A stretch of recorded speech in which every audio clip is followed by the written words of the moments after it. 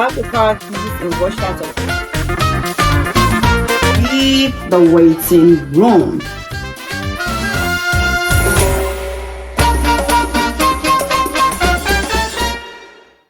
Hello, you are welcome back to Olabooks International, where I read, write, advertise, and do everything about books. So, it is Black History Month, and I am celebrating Black History Month with you.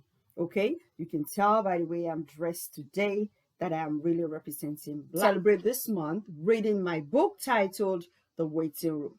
Now, I read a portion of it during the Christmas period. And this book is a collection of Christian plays. Okay, so I read the Christmas story, which was one of the stories in this book.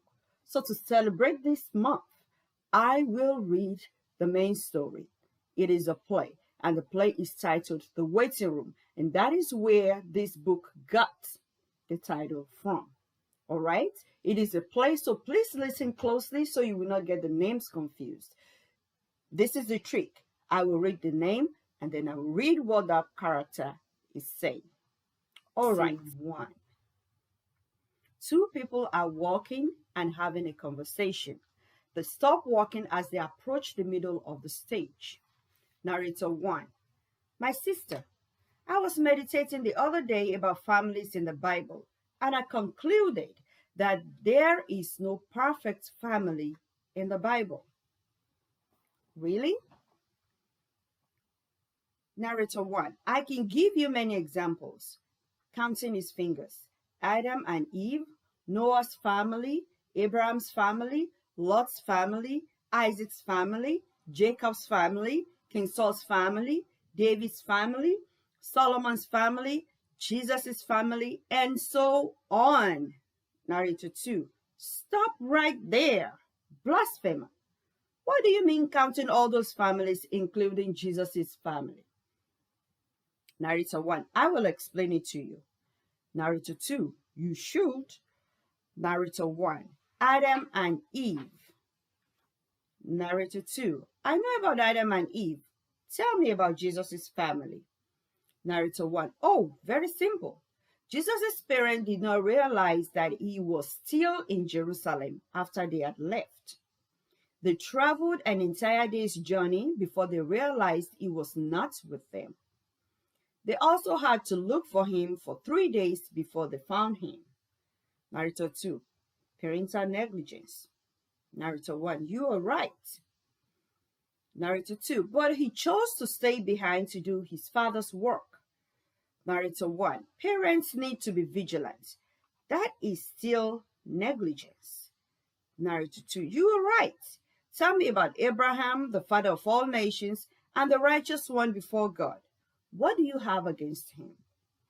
Narrator 1. Abraham was not only righteous before God, but he was also a man of faith.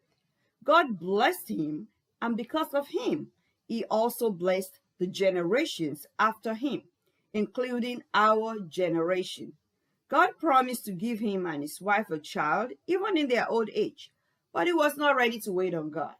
He tried to help God out by getting his maid pregnant. Narrator 2. I knew you would say that. If you read your Bible more carefully, you would know that it was Sarah, his wife, who asked him to do it. Narrator 1. His wife. But we are talking about a family here.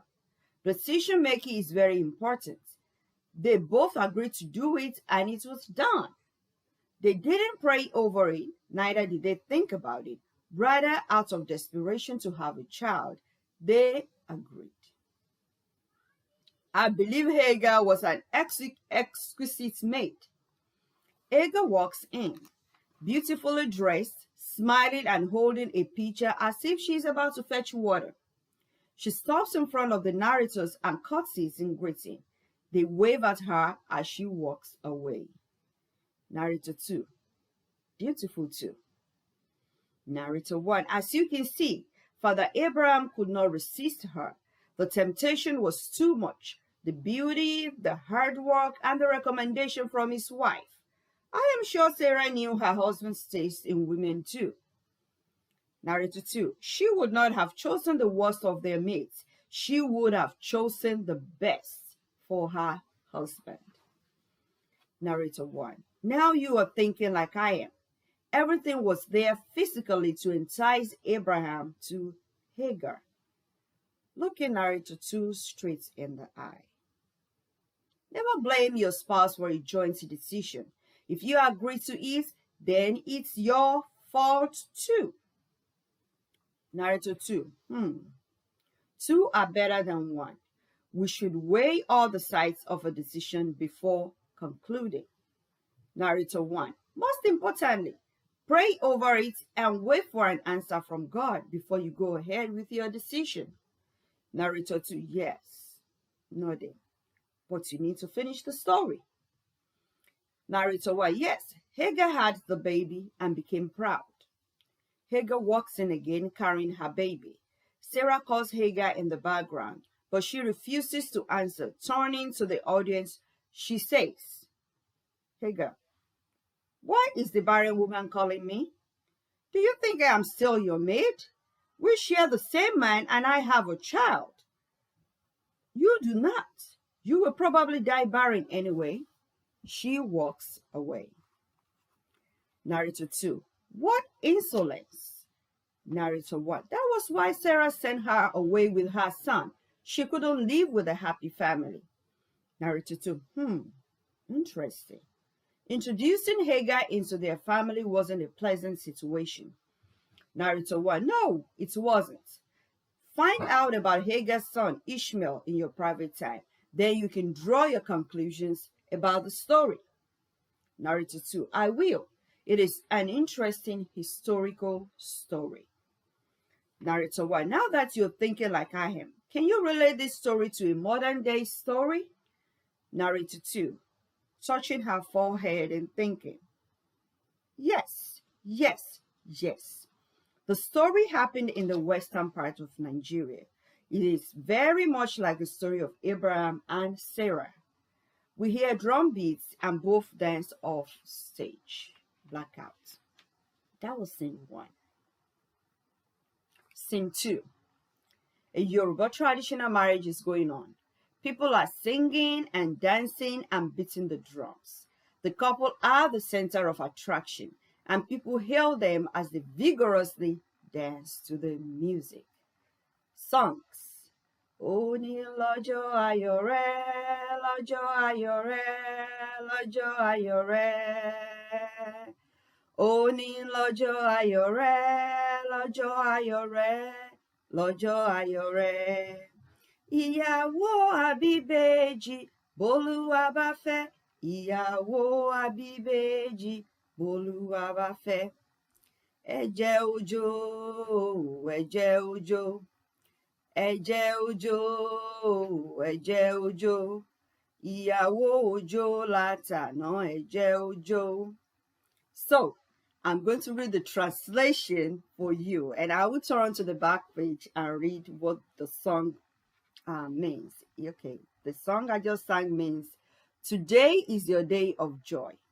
Your day of joy. The bride will have twins if God wishes. Let her dance. The bride has just danced since yesterday. The bride has not danced since yesterday. So that is what the song means. And you need to be there when this traditional wedding is done. You know, I'm going to share some pictures of traditional weddings for you. I believe you can see some of them coming up on the screen now. Okay, where people dress up and dance and show their culture and enjoy themselves during wedding celebrations. So this is exactly what is going on. And looking at the pictures on the screen, I believe you can try to relate as people sing and dance. Okay, so after some rounds of the songs, the moderator calls on the parents of the groom to pray for the couple. After the prayers, the troupe dance off the stage. The couple first, then the choreography troupe. Scene 3. A love seat, some paintings on the wall, beautiful flowers, and a center table are used to represent a lavishly furnished living room. Ruth walks in dressed in Western attire. looking incredibly sad. She looks at the audience and begins the prologue. That was my wedding. Very colorful. It was the talk of the town for several months afterwards. It has been 5 years now, and I have no child to show for it. Sniffs back tears. My in-laws have been pressurizing me to give them children, especially my mother-in-law and sisters-in-law. I have prayed and fasted. Men of God have prophesied and laid hands on my stomach, and I have gone through many deliverance sessions. All to no avail. All I hear in my spirit is patience. I hear patience each time I pray or think about it. But for how long? I have no answer. Sits down dejectedly. Something must happen soon because I don't think I have enough room for the patience God is asking for. Gideon walks in. Gideon, you do, my wife, sitting beside her. Job said, all the days of my appointed time will I wait until my change cometh. We have no choice but to wait on God to fulfill our heart's desires. Ruth smiles. Thank you, darling. You are such a wonderful husband, and I love you so much. We hear Mama off stage, talking with a loud voice. Mama, ẹ kú lé ńbí o, ta ló wà ńlé o? I will read the translation. It means, hello, who is at home? Ruth, her sweet countenance changes to that of fear. That's Mama. Gideon, yes. Mama comes on stage dressed in traditional attire. Ẹ kú lé o. Ẹ kú lé o means good day.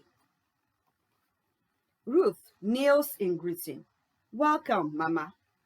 Mama ignores her and sits down. Ruth, welcome, Mama. Mama, I am not deaf like you. I heard you the first time, but didn't answer you. Gideon, welcome, Mama, prostrating himself. Mama smiling. Okari oko mi, how are you? How is work? I hope you are fine. So, Okari oko mi means hope you are in good health. Gideon, I am fine. But why didn't you answer Ruth when she greeted you? She is still on her knees. Mama, didn't she hear me when I first greeted her? After all, she was sitting here with you and she should have rushed to the door to give me a warm welcome. It's not as if she was doing anything important. She's not nursing a baby or cooking for the children. What could be more important than me? Ruth, but Mama, I greeted you as soon as you walked into the house. Mama, shut up. Gideon, Mama, please leave us alone. God will give us children in His own time. I have told you several times to stop molesting my wife because we do not have children. It's not her fault. We are together in this. Mama, it is her fault. Let her confess to you what she did before she met you. She cannot have children. She is barren. Ruth, Mama, bursts into tears and she runs off stage with Gideon following and calling her name. Mama, the truth must be told. Those are crocodile tears. They do not move me. As for you, Gideon, you will come back to meet me here. I know you are the loyal son of your father.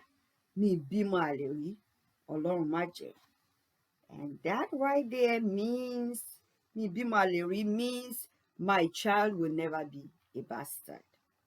So, I will stop reading here today. And what I want to say is this.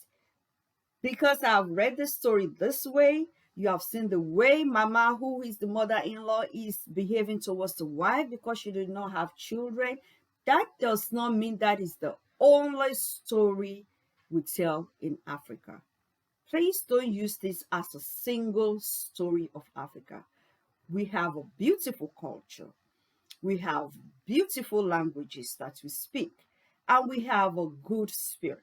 I'm just sharing a portion of some of the things that happened with you in my story.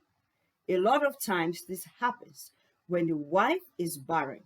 The husband's family wants children at all costs, and they blames the barrenness on the wife, not on their son, not on their brothers, not on their own member of the family, which is the man. They blame a childless family on the woman. So that is the usual thing, and that does not mean that is what all mother-in-laws or sister-in-laws do. That is only telling a portion of the story. I believe you will love the story. You want to stay around. Until next time when I come again, I will continue reading The Waiting Room. Continue celebrating Africa and continue having a great, great week. Bye. See you in my next video.